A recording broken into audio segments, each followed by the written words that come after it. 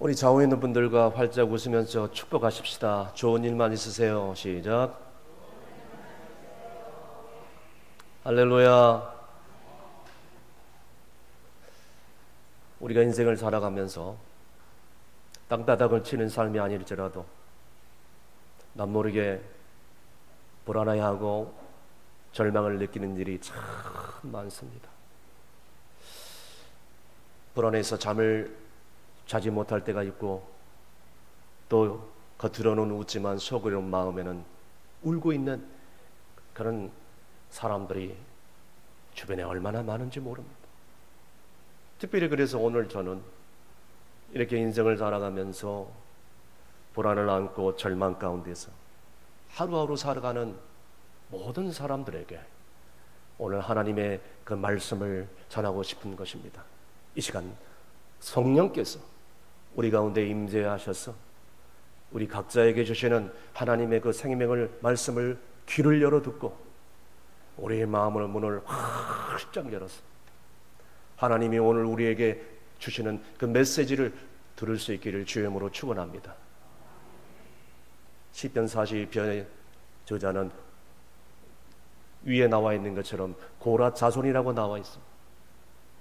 그런데 어느 성경학자들은 이 고라 자손이라고 정확하게 얘기를 하지 않고 정확하게 모르겠다라고 하시는 분도 있고, 어떤 학자들은 이 시편 기자가 다윗이라고 얘기하는 사람도 있습니다. 어쨌든 중요한 것은 오늘 시편 기자는 오늘 본문에 아시다시피 자기가 얼마나 낙심 가운데 있는지, 불안 가운데 있는지, 오늘 마음이 너무너무 상해 있다는 것을 우리 1절부터 우리는 잘 알 수가 있습니다.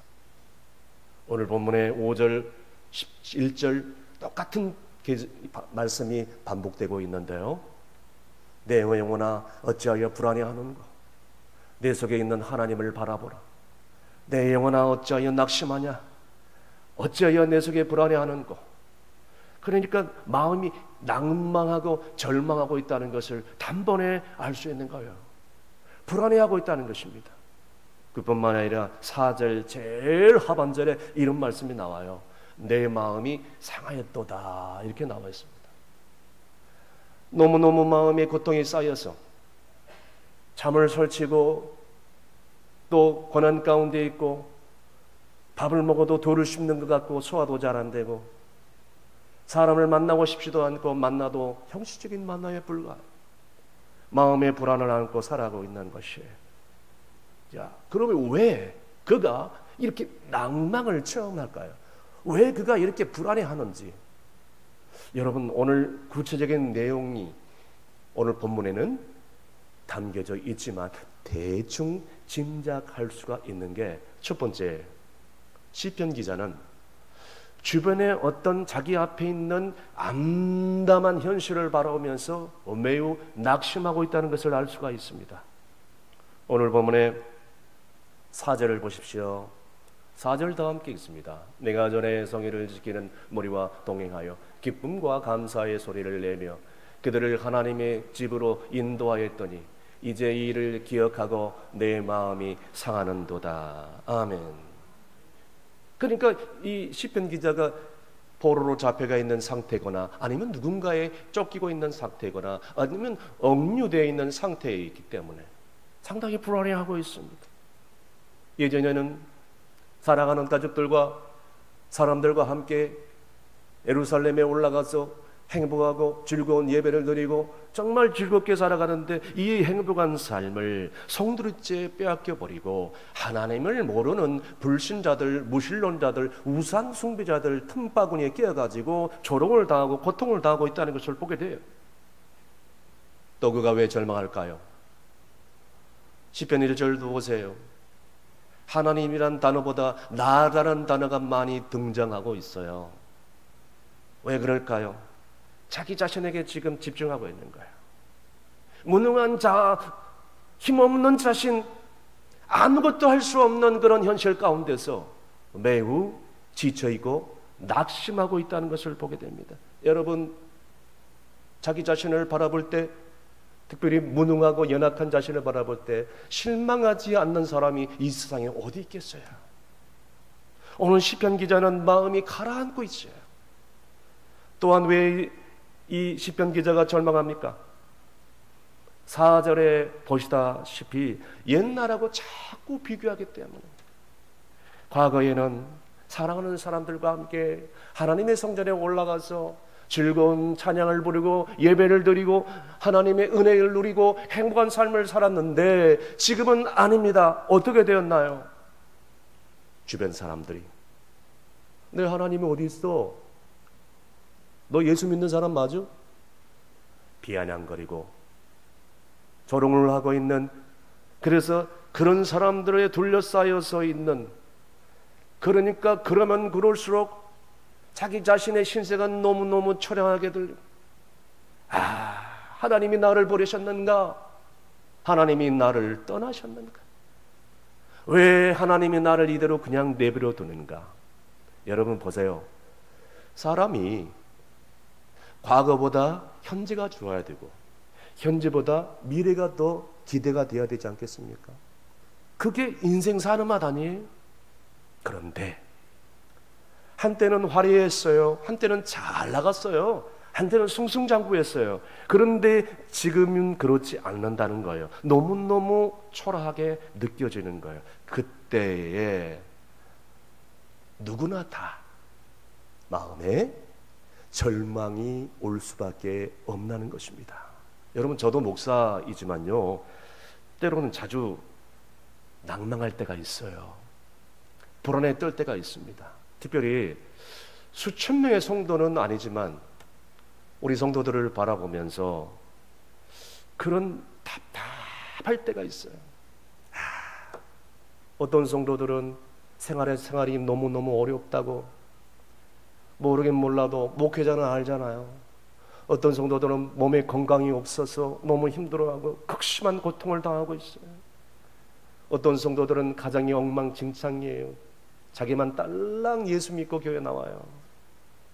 어떤 성도들은 신앙의 변화가 없어요. 10년 전이나 20년 전이나 똑같아요. 이런 상황을 목회자가 바라볼 때 마음이 답답해질 수밖에 없는 거예요. 하나님, 왜 이대로 두십니까? 왜 저 성도는 10년 전이나 20년이나 똑같은 거죠? 아무것도 변한 게 없잖아요. 하나님, 왜 아직도 저럴까요? 그런 질문에 기도를 드리고 마음이 착착해질 때가 있습니다. 그뿐이 아니에요. 저는 영적인 교회 지도자이기 때문에 세상을 바라보면서, 이 현실을 바라보면서 여전히 세상은 점점 어지러워지고 음란해지고 거짓투성이고, 공의는 어디가 뿌린지 정의는 찾기는 힘들고 악이 판을 치고 있는 그런 세대. 20년 30년 뒤에 이 세상은 어떻게 될까? 무엇보다도 이런 세상 가운데서 청소년 청년들이 자란다면 저들은 과연 나중에 20년 30년 뒤에 뭐가 되어 있을까? 더 나가서 가정이 걷잡을 수 없도록 마구마구 깨어져 가고, 나중에 이런 상태에서 어떻게 세상에 나와가서 하나님의 평안과 위로를 느낄 수 있을까? 모두가 다 자기만 알고 자기 중심적이고 이기적이고 쾌락을 일삼고 세상 가운데서 정신이 없으니 도대체 희망이란 단어를 어디서 찾을 수 있을까? 어디서 가서 평안함을 얻을 수 있을까? 마음이 답답해지는 거예요. 무엇보다도 이 세상을 구원하고 이 세상의 빛과 소금의 역할을 감당하고 정말 세상에 빛을 비치는 하나님의 등불이 되어야 하는 이 교회가, 한국 교회가 가면 갈수록 세상을 점점 닮아, 세상적인 가치관이, 세상적인 이기주의, 세상적인 사람들, 우상 숭배하는 사람들 그대로 닮아가는 것을 볼 때에 목회자인 한 사람으로서 한숨이 나오지 않을 수밖에 없는 거예요. 불안에 떨지 않을 수밖에 없는 거예요. 낙심하지 않을 수밖에 없는 거예요. 우리 모든 고민 아니겠어요? 목사인 저만 그런 고민이네요? 어떤 분들은 목사님이 고민하고 불안해한다니까. 목사님이 돼가지고 무슨 고민을 하고 불안합니까? 기도를 많이 안 한 겁니까? 목회자는 사람 아니에요? 사랑하는 성도는 이 세상에 낭망하지 않는 사람 어디 있어요? 불안해하지 않는 사람 어디 있어요? 다 똑같습니다. 이렇게 얘기하면 믿음이 없는 사람 같이 보인가요? 이상해 보여요? 그럼 여러분은 불안해하지 않아요? 이 성교회 성도들은 다 성령 충만하신 것 같아요. 우리 솔직히 합시다. 불안한 척, 충만한 척 하지 마시고 성경을 보세요. 위대한 믿음의 성인들, 하나님의 말씀에 순종하며 하나님 뜻을 나타내는 성인들, 불안한 가운데서 낭망하지 않는 사람 어디 있어요? 심지어는 예수님도 보세요. 예수님께서도 그러지 않았습니까? 십자가를 지시기 전에 겟세마네 동산에서 얼마나 많이 불안하고 낭망했어요. 여러분, 누구나 다 낭망합니다. 이게 사람이에요. 인간입니다. 만약에 낭망을 안 하고 불안을 안 하면 그 사람은 천사이겠죠. 사람이 아니라. 여러분 보세요. 믿음을 가진 사람도 낭망합니다. 믿음을 가진 사람도 불안했답니다. 그런데 한 가지 다른 게 있어요. 뭔지 아십니까? 믿음을 가진 사람도 불안에 떨고 믿음을 가진 사람도 낭망을 하지만 다른 점이 딱 하나 있는데 그것은 뭐냐면 불안할수록 낭망할수록 하나님을 바라본다는 거. 할렐루야. 불안할수록 낭망할수록 하나님을 간절히 찾아요. 하나님을 바라봐요. 하나님 없으면 난 안 돼요. 나는 하나님 없으면 죽을 것 같아요. 그런데 예수 믿지 않는 사람들 여러분 보세요. 이런 것 없잖아요. 예수 믿지 않는 사람들 어때요? 곧바로 낙심합니다. 심지어 삶을 자포자기합니다. 이것을 잊어버리기 위해서 세상 가운데 술 취함과 방탕함 가운데 삽니다. 그런데 적어도 예수 믿는 사람들은 그러지 않습니다. 낙심하면 할수록 불안해하면 할수록 하나님을 찾는 성도인 줄로 믿으시길 바랍니다. 여러분 시편 기자를 보세요. 시편 기자 너무나도 낭만하고 불안해하고 낙심 가운데서 오늘 보면 5절 11절에 계속해서 똑같은 고백을 반복하고 있지 않습니까? 내 영혼아 어찌하여 낭망하느냐? 어찌하여 불안해하느냐? 내 속에 하나님을 바라라. 내 속에 하나님을 찾아라. 자기 자신에게 선포하고 있는 거예요. 내 영혼아 소망이 없느냐? 하나님을 바라봐라. 내 영혼아 불안해하고 있느냐? 하나님을 찾아라. 내 영혼아 잠을 못 누리고 있느냐? 낭망하면 할수록 하나님을 찾고 불안하면 할수록 하나님을 찾으라. 여러분 이것이 시편 기자의 영성이요. 이 영성이 우리의 영성이 되어야 될 줄로 믿습니다. 두 번째로 하나님을 바란다는 것이 구체적으로 뭘까요? 그러면 시편 기자는 1절에 이렇게 재밌는 비유를 고백을 하고 있습니다. 다 함께 읽습니다. 하나님이여 사슴이 시냇물을 찾기에 갈급한 같이 내 영혼이 주를 찾기에 갈급하나이다. 아멘. 저기 중동 팔레스타인 가면은 비가 오지 않는 이 건기 때에는 정말 물이 귀하다고 합니다. 그러니까 사막이니까 물을 구하기가 너무너무 힘들어요. 특히 비가 오지 않으면 이 건기 때가 되면 짐승이 됐던 사람이 됐던 비가 오지 않기 때문에 얼마나 힘든지 몰라요. 시편 기자는 이런 가운데서 정말로 재밌는 광경을 본 것 같아요. 목마른 사슴이 한 마리가 물을 찾으려고 막 헤매요. 그래서 겨우겨우 물가에 왔는데 그 안에 아그가 한 마리가 탁 덮치려고 기다리고 있어요. 근데 사슴이 그걸 몰라요. 그 모습을 시편 기자가 바라보고 아하, 나도 저렇게 하나님을 찾아야 되겠구나. 예수 믿는 사람, 하나님을 믿는 사람은 저렇게 하나님을 찾아야 되지 않을까? 그 생각이 탁 든 거예요. 깨달게 된 거예요. 여러분, 우리도 마찬가지예요. 우리는 이 세상을 살아가면서 낙심을 자주 합니다. 아무것도 아닌 거 가지고 불안해하고 초조해합니다. 오늘 시편 기자처럼 우리의 마음이 상해서 어찌할 바를 모를 때가 너무나 많이 있어요. 이럴 때 우리가 사는 길은 단 한 가지인데 사슴이 시냇물을 찾기에 갈급함 같이 하나님을 바라보는 자세가 있어야 된다는 거예요. 하나님 아니면 나 죽습니다. 나 주님이 없으면 나는 죽어요. 하나님을 내가 간절히 절박한 심정으로 찾아야 되는 것이에요. 사랑하는 여러분, 오늘 시편 기자가 이렇게 간절히 하나님을 찾잖아요. 그러니까 오늘 본문에 하나님 시편 기자에게 어떤 은혜를 주셨을까요? 오늘 본문에 나와 있어요.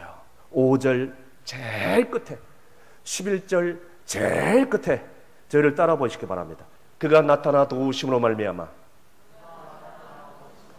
더 크게 따라하세요. 내 하나님을 여전히 찬송하리로다. 내 하나님을 더욱더 찬송하리로다. 할렐루야. 여러분, 사람이요 낙심하잖아요. 제일 첫 번째 현상이 뭔지 아십니까? 고개가 저절로 숙여져요. 떨어져요. 낭망하잖아요. 고개가 자꾸 숙여지지 않습니까? 자꾸만 땅을 쳐다보게 해요. 사람 보기가 싫어요. 대인관계 기피증이 생겨요. 어울리고 싶지도 않아요. 자꾸만 눈이 감아져요. 눈을 떠야 되잖아요. 눈이 감아져요. 그러니까 마치 소망이 없는 사람처럼 보이는 거죠. 그런데 하나님을 간절히 찾으면요, 하나님께서 그 사람의 고개를 딱 들게 해주면서 소망을 갖게 해주는 거야. 할렐루야. 바로 그 말씀이에요. 이 시편 기자가 정말로 불안하고 낭망해서 미칠 것 같았는데 오늘 말씀에 보니까 그런 은혜를 받았잖아요. 그런데 은혜 받은 걸로 그것으로 끝나지 않았어요. 얼굴만 들게 하고 고개만 들게 하는 것이 아니라 시편 기자가 은혜를 받고 나니까 세상에 그의 입술에서 나도 모르게 저절로 하나님을 찬양하는 노래가 저절로 나오네. 할렐루야. 하나님을 찾는 사람은요, 하나님을 갈급한 사람은요, 그의 입술에서 하나님을 예배하게 되겠어요. 내 상처를 치유하신 하나님, 내 삶 가운데 내 현실을 바꾸시는 우리 하나님, 내 삶을 역전시키시는 하나님, 나의 모든 병을 고치시는 하나님, 우리 자녀들을 새롭게 하실 변화시킬 하나님, 그 하나님을 바라보면서 나도 모르게 찬송이 터져 나오는 거예요. 저는 이런 복이 여러분의 복이 되기를 주임으로 축원합니다. 제가 개인적으로 잘 아는 가정이 하나 있어요. 여러분도 마찬가지겠지만 저도 자식을 키우는 아버지 아니겠습니까? 자녀들을 키우다 보면 참 가슴이 무너질 때가 한두 번이 아니에요. 부모가 가는 기대가 있잖아요. 근데 자식들은 영 아니에요. 이 가정에도 아들 둘, 딸 하나 키우는데 생활이 너무너무 어려워요. 넉넉한 가정이 아니에요. 제일 큰 아들이 그래도 공부를 잘해요. 공부를 잘해가지고 고등학교에 들어갔어요. 그런데 고등학교 들어가서부터 조금씩 정신적인으로 이상한 그런 증상이 나타나기 시작한 거예요. 이 큰아들을 바라보면서 엄마 아빠가 얼마나 속이 타겠어요. 근데 엄마 아빠가 믿음이 참 좋은 거야. 이 아들을 위해서 정말 이 아들이 올바로 설 수 있도록, 인간다운 삶을 살 수 있도록 그냥 몸부림치면서 최선을 다하여 올인하는 거예요. 그래서 나중에 고등학교를 졸업하고 서울로 이사를 했어요. 이사를 하면 좀 달라질 것 같아서. 그래서 서울대 대학 입시를 위해서 올라온 거예요. 그런데 수능을 준비하면서 수능 당일에 이 큰아들이 어디만 보는 게 사라져버린 거예요. 세상에. 시험을 안 치르고 한순간에 도망쳐버렸어. 그 다음부터 이 큰아들이 점점 또 증상이 악화되는 거예요. 집안에 들어가서 나오질 않아요. 밥도 제대로 먹지 않습니다. TV에만 가만히 쳐다보면서 몇 시간을 보내요. 컴퓨터 사주니까, 노트북 사주니까 컴퓨터 게임 웹 다운받아가지고 거기서 컴퓨터 게임 몰두해가지고 3시간, 4시간 시간 가는지도 모르고 게임 중독에 빠져버려요. 세상에 30이 돼가는데 애가 완전히 폐인처럼 변화되는 거예요. 그럼에도 불구하고 이 엄마는, 아빠는 새벽 자단에 나와서 교회에서 기도해요. 밤에도 간절히 사슴이 신의 문을 찾게 갈급없이 간절하게 엎드려 부르짖어요. 절망하지 아니하고 하나님을 찾는 거예요. 불평하지 아니하고 하나님을 간절히 바라는 거예요. 그런데 하나님이 그 기도에 응답하셨는지 이 아이가 점점점 변화되기 시작했습니다. 그래서 막노동은 아니지만 어디 일자리가 있어서 취업해서 일을 하기 시작해요. 그때부터 조금씩 나아져요. 그리고 감사한 것은 누가 중매를 냈는데 한 자매를 만났는데 그 자매가 참 믿음이 좋은 자매예요. 그 자매가 그 집안에 들어오는 순간부터 그 가정에 웃음꽃이 피어나기 시작한 거예요. 완전히 180도 변하게 되기 시작하는데, 자, 결혼한 지 3년이 딱 되어지는데 그 아들이 그 원인 모를 그 병 안에서 완전히 예수 그리스도 안에서 치유가 된 거예요. 할렐루야. 참 생활이 어려운 사람, 가진 것도 없고 내놓을 것도 없고, 그런데 항상 웃음꽃이 꽂히고 천국 같아요. 그 아들이 어려움을 당할 때 주변 사람들이 그 엄마 아빠를 향하여, 아이고 집사님 기도를 많이 하는데 달라진 게 하나도 없네. 교회를 수십 년 나가는데 뭐 달라진 것도 없네. 더 가정 형편이 어려워지는구만. 비아냥거리고 조롱하기 시작했어요. 그런데 세상에 이렇게 놀라운 역사가 있는 뒤로 이 빈정거리는 사람이 뭐라 그런지 아세요? 야, 집사님, 야, 역시 기도하니까 다르네. 기도하는 사람은 뭐가 달라도 달라. 할렐루야. 무려 15년 동안 밤낮으로 간절히 기도했더니 하나님께서 이렇게 이 가정에 놀라운 역사를 해 주셨어요. 여러분 생각을 해보십시오. 사랑하는 성도 여러분, 우리의 현실은 자꾸 낭망합니다. 그러니까 낭망하니까 자꾸 힘없는 자신을 바라보게 돼요. 자신을 바라보니까 더 힘이 빠지고 맥이 빠지고 기가 빠지고, 더 나가서 과거와 현재를 비교해 볼 때 더 낙심하게 만들고 내 모습이 더 초라하게 만들고, 그러면서 다른 사람들이 상처를 주지 않는데도 불구하고 스스로 상처를 만들어내고 상처를 받기도 합니다. 이것은요, 믿는 사람이나 믿지 않은 사람이나 다 똑같아요. 예외가 되지 않습니다. 그런데 우리는요, 그런 사람들과 다른 점이 하나 있다 그랬잖아요. 뭐가 달라요? 여러분, 우리는 하나님을 바라보는 사람이 되어야 될 줄로 믿습니다. 하나님을 바라보면서 사슴이 신의 문을 찾기에 갈급하듯이 찾는 거예요. 말씀을 붙잡고 하나님을 간절히 바라보는 거예요. 저 사람 꼴보기 싫어도 공동체에 들어와가지고 함께 구역에서 기관에서 예전도에서 함께 교제하고 하나님께 기도하면서 하나님께 매달리는 거예요. 그 공동체 안에서 하나님께서 은혜 주시기를 간절히 바라는 거예요. 말씀의 결론을 내립니다. 사랑하는 성도 여러분, 여러분들은 언제 절망하십니까? 언제 낭망하십니까? 혹여 지금 불안에 떨면서 잠을 설치고 있지 않습니까? 그것 때문에 대인기피증에 시달리면서 사람 만나고 싶지도 않고 그런 삶 가운데 있지 않습니까? 하나님을 찾으십시오. 하나님을 바라보세요.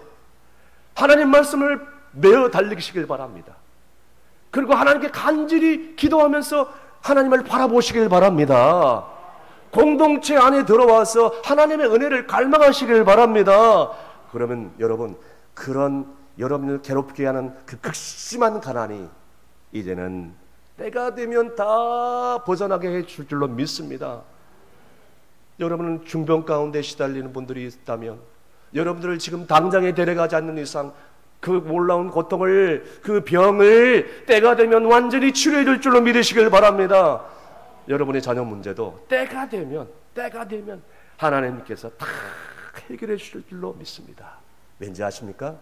우리 하나님은 신실하신 하나님, 성실하신 하나님, 좋으신 하나님이시기 때문입니다. 여러분, 문제를 통하여 낙심하지 마시고, 문제를 통하여 하나님을 만나시고, 문제를 통하여 하나님을 간절히 바라보시고, 문제를 통하여 하나님의 그 은혜 속에서 듬뿍 빠지는 저와 여러분이 되시기를 주임으로 축원합니다. 기도하시겠습니다.